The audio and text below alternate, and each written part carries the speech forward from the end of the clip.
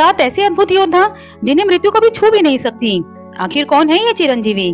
दोस्तों, इस वीडियो के पार्ट 1 में हम ऐसे 4 चिरंजीवी की जानकारी आपको दे चुके हैं और आगे की जानकारी से पहले चैनल को सब्सक्राइब जरूर कर लें। नंबर 5 चिरंजीवी हैं अश्वत्थामा। अश्वत्थामा का नाम हिंदू पौराणिक कथाओं में एक रहस्यमय योद्धा के रूप में आता है। महाभारत के प्रमुख योद्धाओं में से अश्वत्थामा को अपनी अपार शक्ति, शौर्य और ज्ञान के लिए जाना जाता है। अश्वत्थामा महाभारत के महान गुरु द्रोणाचार्य के पुत्र थे। कौरव और पांडवों के साथ साथ गुरु द्रोण ने अपने पुत्र अश्वत्थामा को भी सभी अस्त्रों का ज्ञान दिया। द्रोण ने अश्वत्थामा को नारायण अस्त्र का भी ज्ञान दिया, जिसका प्रयोग उन्होंने अपने सबसे प्रिय शिष्य अर्जुन को भी नहीं सिखाया था। अश्वत्थामा के माथे पर एक दिव्य मणि थी, जो उन्हें अद्वितीय शक्ति और रोगों से रक्षा प्रदान करती थी। अश्वत्थामा को भगवान शिव का भक्त माना जाता है और उन्होंने कठोर तप करके शिव जी का आशीर्वाद पाया, जिससे उनकी ताकत और बढ़ गई थी। कुरुक्षेत्र के युद्ध में वे कौरवों के पक्ष में लड़े और उनकी वीरता और शक्ति युद्ध के दौरान कई बार सामने आई। कुरुक्षेत्र में जब पांडवों ने छल से द्रोणाचार्य का वध कर दिया, तब अश्वत्थामा में प्रतिशोध की आग भड़क उठी। युद्ध के दौरान अंतिम दिन दुर्योधन की मृत्यु के बाद अश्वत्थामा ने पांडवों से बदला लेने की ठानी। रात के समय अश्वत्थामा ने पांडवों के शिविर में घुसकर पांडवों के सभी पुत्रों का वध कर दिया। यह कार्य धर्म के विपरीत था, क्योंकि इसने निहत्थे सोए हुए योद्धाओं पर वार करके उनका वध किया था।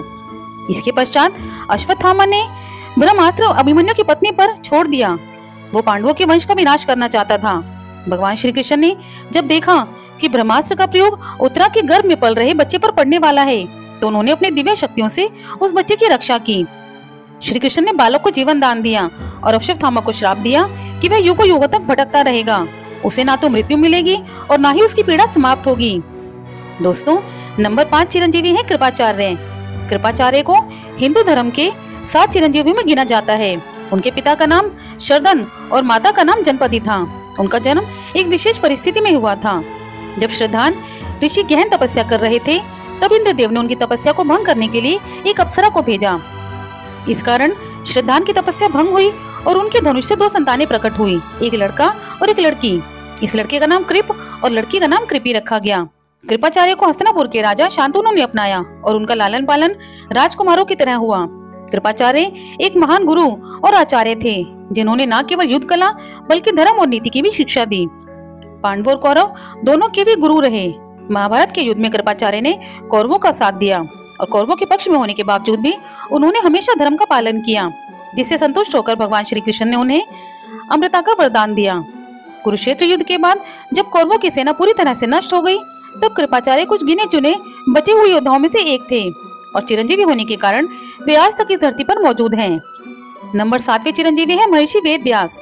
महर्षि वेद व्यास भारतीय पौराणिक कथाओं के महान ऋषियों में से एक हैं। उनका जन्म द्वापर युग में हुआ था और वे ऋषि पराशर और सत्यवती के पुत्र के रूप में जाने जाते हैं।